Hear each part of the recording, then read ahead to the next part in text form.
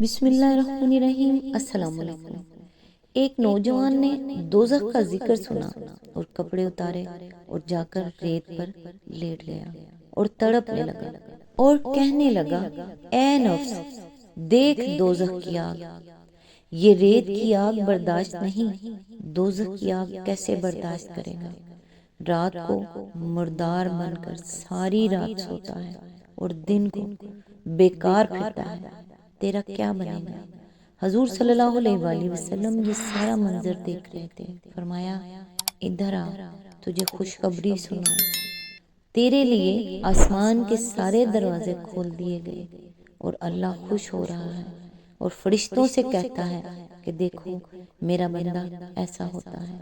آج انشاءاللہ سورہ طارق کی آیت نمبر 9 سے سٹارٹ کریں گے۔ اس کا ترجمہ اور تفسیر تفہیم القرآن سے بیان کروں گی جو اہل سنت جماعت کے لیے ہے۔ اعوذ باللہ من الشیطان الرجیم، بسم اللہ الرحمن الرحیم۔ جس روز پوشیدہ اسرار کی جانچ پڑتال ہوگی۔ اس کی تفسیر ہے، پوشیدہ اسرار سے مراد ہر شخص کے وہ اعمال بھی ہیں جو دنیا میں ایک راز بن کر رہ گئے، اور وہ معاملات بھی ہیں جو اپنی ظاہری صورت میں تو دنیا کے سامنے آئے، مگر ان کے پیچھے جو نیتیں اور اغراض اور خواہشات کام کر رہی تھی اور ان کے جو باطنی محرکات تھے، ان کا حال لوگوں سے چھپا رہ گیا۔ قیامت کے روز یہ سب کچھ کھل کر سامنے آ جائے گا، اور جانچ پڑتال صرف اسی بات کی نہیں ہوگی کہ کس شخص نے کیا کچھ کیا، بلکہ اس بات کی بھی ہوگی کہ جس وجہ سے کیا، کس غرض اور کس نیت اور کس مقصد سے کیا۔ اسی طرح یہ بات بھی ساری دنیا سے، حتیٰ کہ خود ایک فعل کرنے والے انسان سے بھی مخفی رہ گئی ہے کہ جو فعل اس نے کیا اس کے کیا اثرات دنیا میں ہوئے، کہاں کہاں پہنچے اور کتنی مدت تک چلتے رہے۔ یہ راز بھی قیامت ہی کے روز کھلے گا اور اس کی پوری جانچ پڑتال ہوگی کہ جو بیج کوئی شخص دنیا میں بو گیا تھا، اس کی فصل کس شکل میں کب تک کٹتی رہی اور کون کون اسے کاٹتا رہا۔ آیت نمبر 10۔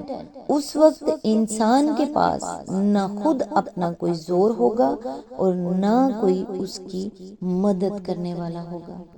آیت نمبر 11۔ قسم ہے بارش برسانے والے آسمان کی۔ اس کی تفسیر ہے، آسمان کے لیے ذات الرجے کے الفاظ استعمال کیے گئے ہیں۔ رجے کے لغوی معنی تو پلٹنے کے ہیں، مگر مجازاً عربی زبان میں یہ لفظ بارش کے لیے استعمال کیا جاتا ہے، کیونکہ وہ بس ایک ہی دفعہ برس کر نہیں رہ جاتی، بلکہ بار بار اپنے موسم میں اور کبھی خلاف موسم پلٹ کر آتی ہے اور وقتاً فوقتاً برستی رہتی ہے۔ ایک اور وجہ بارش کو جمع کہنے کی یہ بھی ہے کہ زمین کے سمندروں سے پانی بھاپ بن کر اٹھتا ہے اور پھر پلٹ کر زمین پر ہی برستا ہے۔ آیت نمبر 12۔ اور نباتات اگتے وقت پھٹ جانے والی زمین کی۔ آیت نمبر 13۔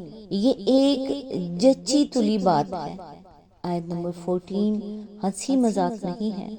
اس کی تفسیر ہے، یعنی جس طرح آسمان سے بارشوں کا برسنا اور زمین کا شق ہو کر نباتات اپنے اندر سے اگلنا کوئی مذاق نہیں ہے، بلکہ ایک سنجیدہ حقیقت ہے۔ اسی طرح قرآن جس چیز کی خبر دے رہا ہے کہ انسان کو پھر اپنے خدا کی طرف پلٹنا ہے، یہ بھی کوئی ہنسی مذاق کی بات نہیں ہے، بلکہ ایک دو ٹوک بات ہے، ایک سنجیدہ حقیقت ہے، ایک اٹل قول حق ہے جسے پورا ہو کر رہنا ہے۔ آیت نمبر 15۔ یہ لوگ کچھ چالیں چل رہے ہیں۔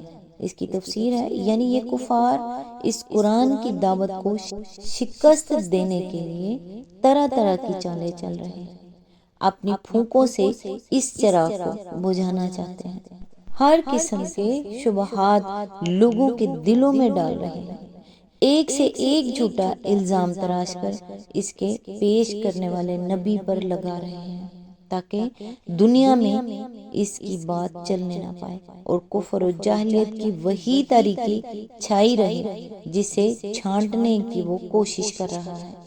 آیت نمبر 16، اور میں بھی ایک چال چل رہا ہوں۔ اس کی تفسیر ہے یعنی میں یہ تدبیر کر رہا ہوں کہ ان کی کوئی چال کامیاب نہ ہونے پائے اور یہ آخر کار منہ کی کھا کر رہے اور وہ نور پھیل کر رہے جسے یہ بجھانے کے لیے ایڑی چوٹی کا زور لگا رہے ہیں۔ آیت نمبر 17، پس چھوڑ دو اے نبی ان کافروں کو ایک ذرا کی ذرا ان کے حال پر چھوڑ دو۔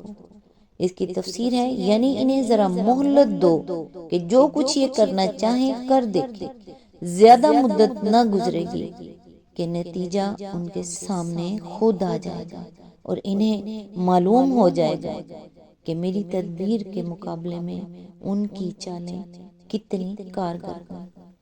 سورۃ طارق یہاں مکمل ہوئی۔ نیکسٹ انشاءاللہ سورہ الاعلیٰ کی آیت نمبر 1 سے سٹارٹ کریں گے۔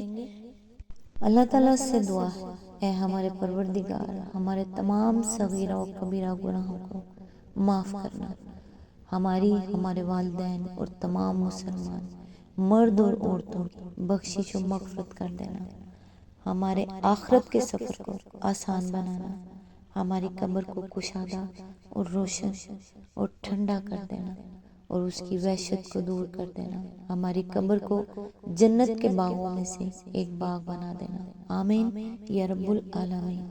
نیکسٹ ویڈیو تک کے لیے دعاؤں میں یاد رکھیے گا۔ اللہ حافظ۔